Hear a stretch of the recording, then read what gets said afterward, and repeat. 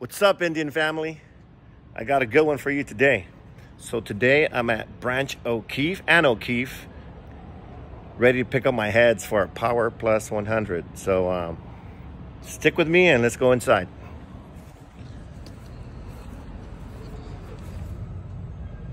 We're in Long Beach or Signal Hill, California. And this is the famous Branch O'Keefe. Ooh, look at that. This is where they do high performance heads for Harleys, Indians, and guess what? Now for Harleys and S&S Indians. And now the Power Plus. These are my heads that are going to one of my builds. They use the existing valves, put new seals in, abrasive blast at the inside. There's more options, like going with brass valve guides, but I decided just to stick with the stock since this is not for my personal bike.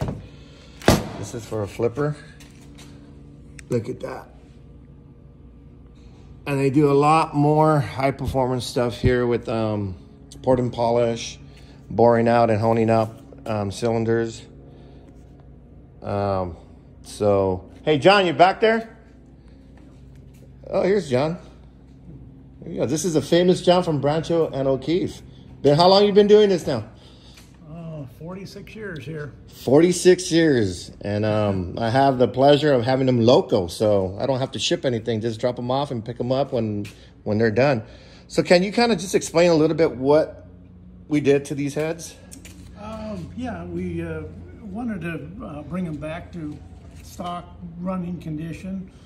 So we didn't, go into the much larger valves, and the valves that are in it, we rehabbed them so they would work good again. They needed to be refaced, and the tips of the valves where the rockers need them need to be resurfaced, and check the spring pressures and make sure that it's going to follow the cam profile, and just basically put new seals and get them back running again. Nice, nice. So one thing that John did not have, he didn't have the seals, so I had him get them from Mark over at Indian Motor Parts. And also what was unique to this head was they were a little longer, right? The Indian had their own valves made to their spec, so it fit their blueprint to the new engine, and so they're a little bit longer than, say, like an S&S valve, which is longer than a stock Harley valve. So it was out of the range of anything that I would have.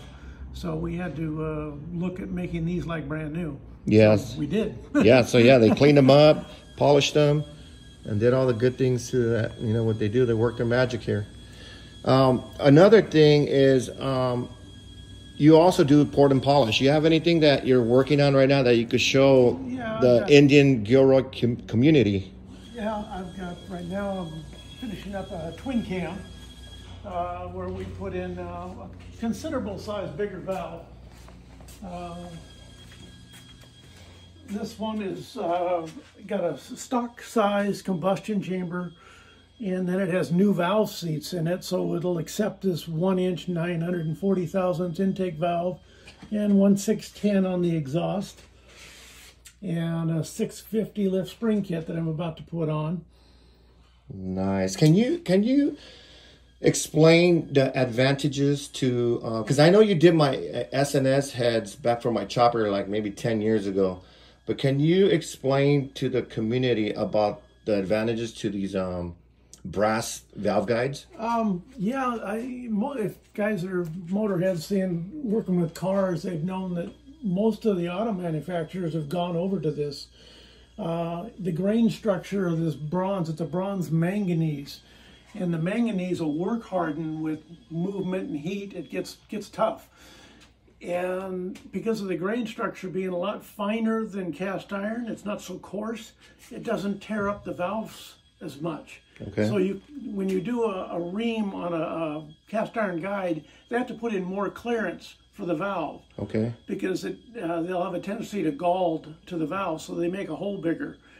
It makes it a little harder to control the oil. With these, I'm able to fit the valves really tight. They just don't move. But they're fluid back and forth.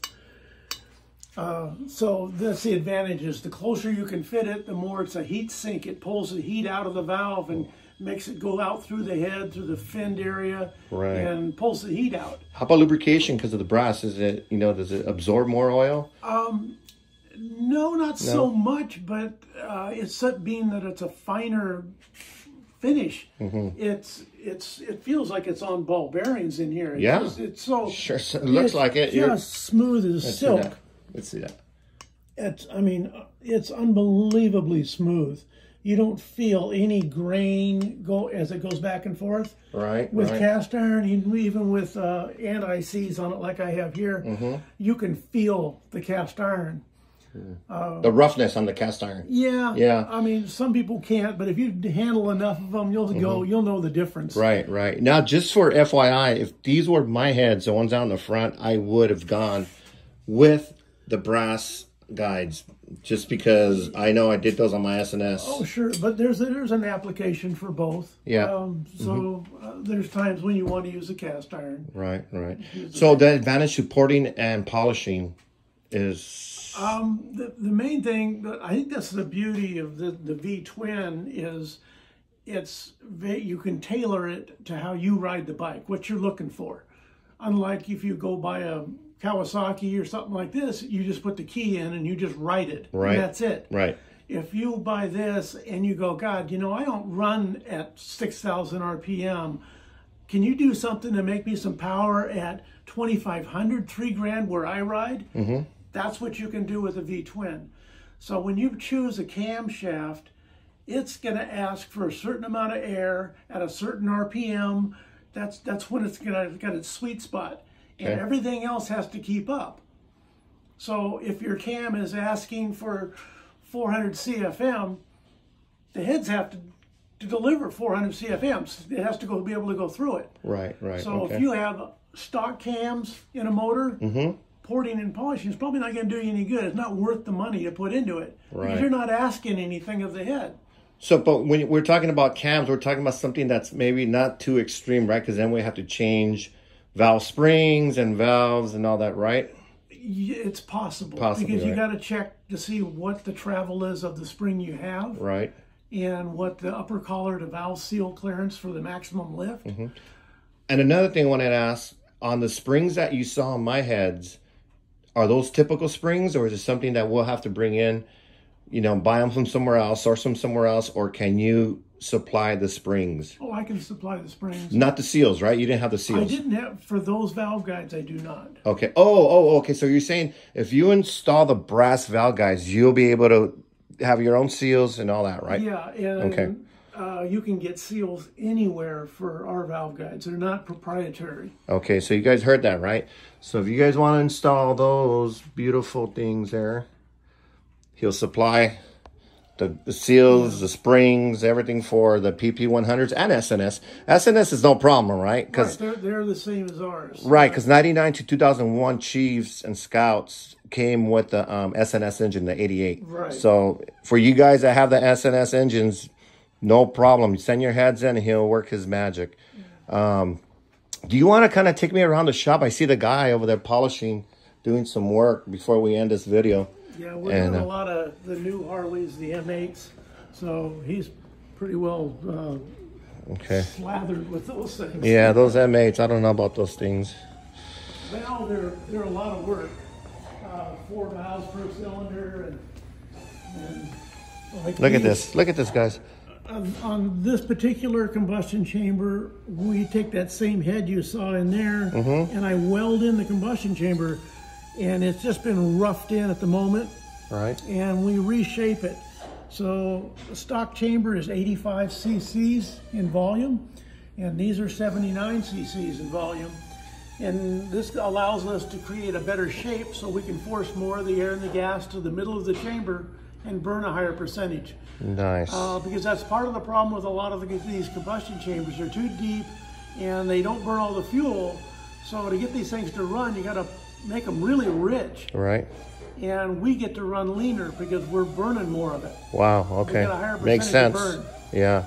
Now on like our heads or the Indian heads, the PP100s or the SNS, when you get a full head job, will you completely resurface the gasket sealing surfaces? Yeah, and like on these, we'll ask you what cam you're looking at, because different cams require different compression ratios. Okay.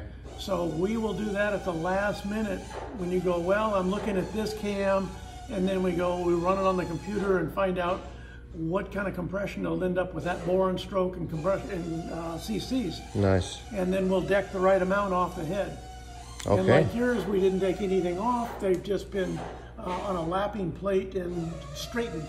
Oh, so they're just flat. Flat. Okay, good. Did you notice any kind of discrepancies? No, they were actually really good. Okay. So, cool. But since you didn't want to change your compression ratios, right, we didn't want to take any off. Okay. All right. Makes sense. All right. Let's go.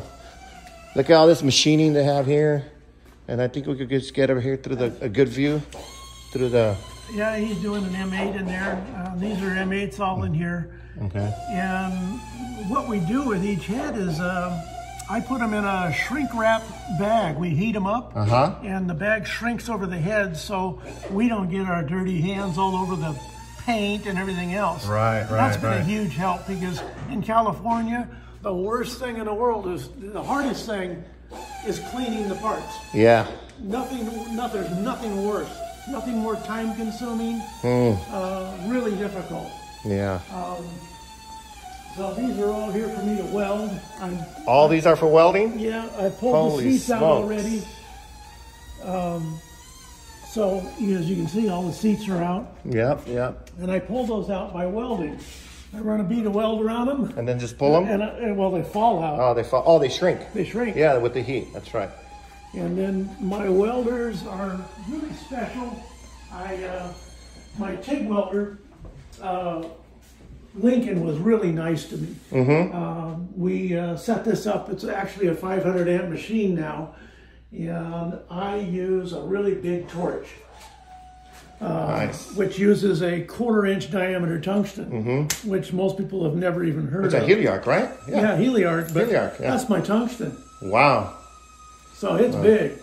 But the reason I did this is the arc is very stable, so I get no contaminants, no porosity, nothing. Yeah. So when we polish them, they're like a mirror. Yeah. Even with weld material and these motorcycle heads are cast out of God knows what, because they don't care. Junk. Yeah.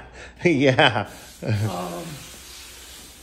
We got abrasive blasters over here. This is what you use on my heads, right? Yeah. The bead blasters? Yeah, I've got them with different medias, a fine and a coarse. Nice. And then these are getting taken apart here and cleaned.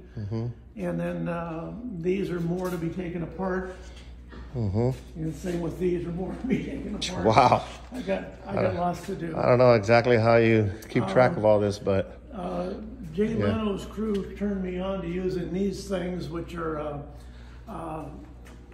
they're just it's an aqueous cleaner, and they're heated, and with these plastic tubs, they don't scratch the heads, which is really great. Yeah. And it uses a biodegradable cleaner that is based off of a vegetable oil. Nice. And it does a better job than when I had the solvent-based safety clean tanks. Right, then you have to wear a respirator and all that crap. Yeah. These don't smell at all. And these are great. Nice, very nice. Cool. We've set up the machines to where I don't have to change over stuff very often. I can do a finished deck. I can cut intake valve seats, exhaust valve seats. Then I can cut the seats themselves in the end mill. I use this for, I cut the cylinders. A lot of guys like them for, especially the S&S guys. Right. They want them to look like your Indian, very rounded. Oh, yeah. So I round cut the Harley cylinders. It gives them that custom look. To give them that Indian look. I saw that on your website, yeah, so you guys could check out his website. Yeah. This is all set up to just do that, and I do a lot of it. For the S&S guys that want their cylinders and heads looking like the PP100 rounded bottle cap engine, this is what he does here. Go to his website and you'll see his work. And yeah, as you can see, he's very busy. So Turnaround time is all going to depend on how, you know, the workload is. So when you guys do send your heads, or and cylinders, do you bore out the cylinders? We did for a long time. Okay. But, our guy retired. Okay. He's 75, and he just said, "I'm done." Okay. And we haven't found anybody that does them the way we want them done yet. Not even LA sleeve? I'm not familiar with their boring. Yeah, they're Whittier. I've known them for doing sleeves, but Right. not for the finished boring. Okay. The other company is Q&E. Q&E. Yeah, but they don't like to use torque plates. Oh shit! Yeah, that's important. And I'm still kind of hung up on wanting to use torque plates. Yeah, well, yeah, definitely. So until then, until we find somebody else, that's what we're going to do. Okay. Well, there you have it, guys. This is Branch and O'Keefe in Signal Hill. It's surrounded by Long Beach here in California. So if you guys have Indian heads, you know, the Power Plus 100s, or if you have the SNS heads, man, you know, send them in, get them done, tell him what you want, and he'll fix you up for some more power or some more efficiency. So thank you, John. Sure. I appreciate it. Appreciate the time. What is it? 15 minutes of his time to do this video of his shop and us here for SNS and for Indian community. Cool. All right, guys. Thank you. I hope you enjoy watching.